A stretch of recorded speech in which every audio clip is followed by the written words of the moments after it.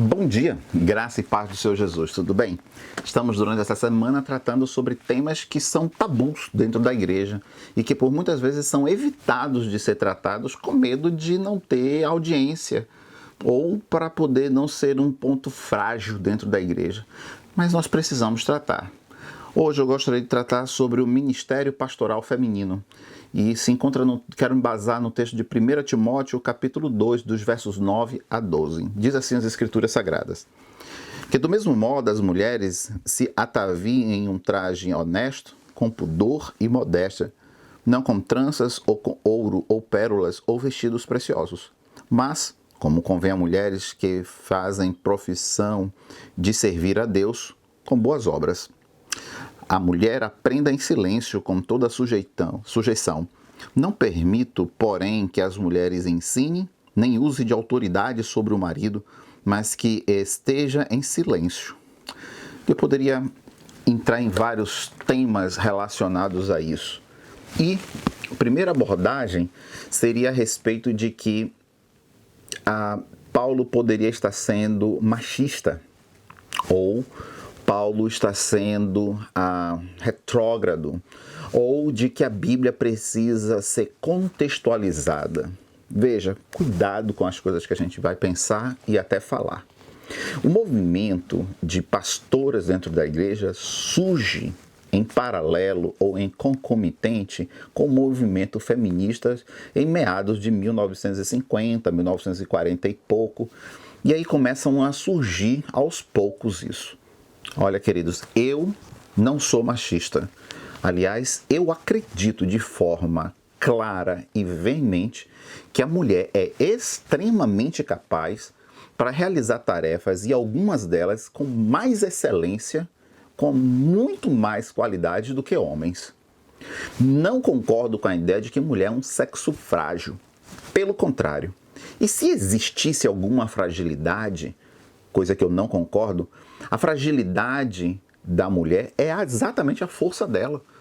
A beleza, a sutileza, a generosidade, a amabilidade, a forma dócil de lidar com situações, numa perspectiva, num olhar próprio do feminino, essa é a grande força da mulher. O homem, feito para ser pragmático, para ser frio e calculista em muitos casos, ele não consegue ter força em certas situações. Eu não consigo ver um homem, apesar de ser capaz também de desempenhar certas funções que é dado às mulheres de tamanha qualidade como as mulheres. Agora, isso não muda a realidade de que ao ministério não foi dado o ministério pastoral às mulheres. Agora, me permita avançar um pouco, e eu não quero ser extenso por demais, porque não é esse o objetivo.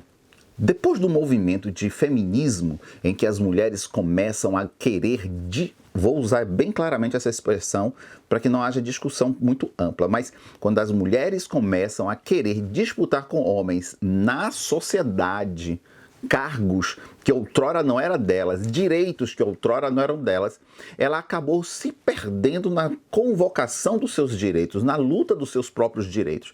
E ela começou a querer tudo. Mas a mulher não é para tudo.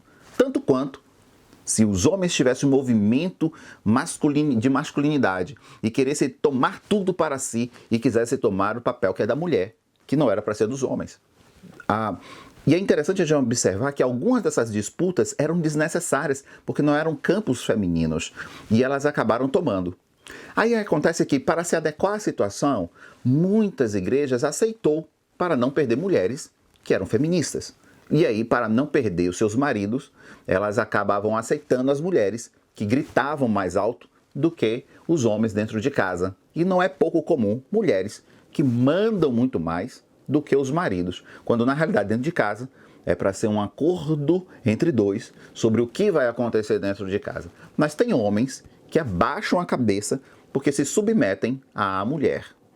Nem o homem manda na mulher, nem a mulher manda no homem. Os dois andam em comum acordo. Adiantando, eu percebo que a igreja, se adequando a essa nova realidade, ela criou também, e isso é que deve ser chamado muita atenção, e vocês acabam brigando por uma coisa que gera outros problemas. Veja, muitas igrejas, muitos líderes, se aproveitando dessa situação, transformaram mulher de pastores em pastoras. Ora, querido, nem toda mulher, não todo médico, não tem toda mulher de médico é médica, nem toda mulher de advogado é advogada. E aqui eu poderia seguir a história. É interessante que se transformou mulher de pastora em pastora, primeiro por uma ampliação da autoridade masculina dentro da igreja. A igreja não tem só mais um pastor, tem um pastor e uma pastora.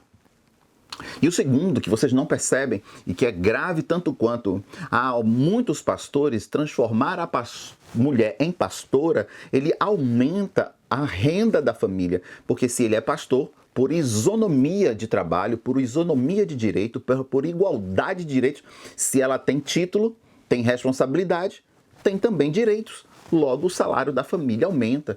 E você sabe o que é interessante? Vocês que brigaram muitas vezes, por uma igualdade de sexo ou igualdade de gêneros, acaba gerando um problema teológico e bíblico dentro da igreja. E depois vocês querem reclamar. Não tem direito. Queridos, vamos andar à luz da palavra. O ministério pastoral feminino não existe nas Escrituras em nenhum lugar da palavra de Deus. Zero. Mas se uma mulher quiser ajudar dentro da igreja, é totalmente possível. Ela quer colaborar, é totalmente possível. Eu sou cercado de pessoas, mulheres brilhantes, extremamente capazes, mas não necessariamente precisa ser no ministério pastoral. Existem muitas formas de ajudar, muitas formas de colaborar, assim como tem muitos homens que são brilhantes, mas não são pastores. Isso não deveria ser motivo de briga dentro da igreja, porque isso não é nem passivo de discussão dentro das Escrituras Sagradas. Cuidado em querermos desprezar quem foi o apóstolo Paulo nas Escrituras Sagradas. Sobre esse tema falaremos depois. Vamos orar? Deus, quero te louvar e te agradecer pela tua palavra, que a tua boa mão seja sobre nós, em nome de Jesus. Amém. Tenha um ótimo dia. Um forte abraço. Fica na paz. Tchau, tchau.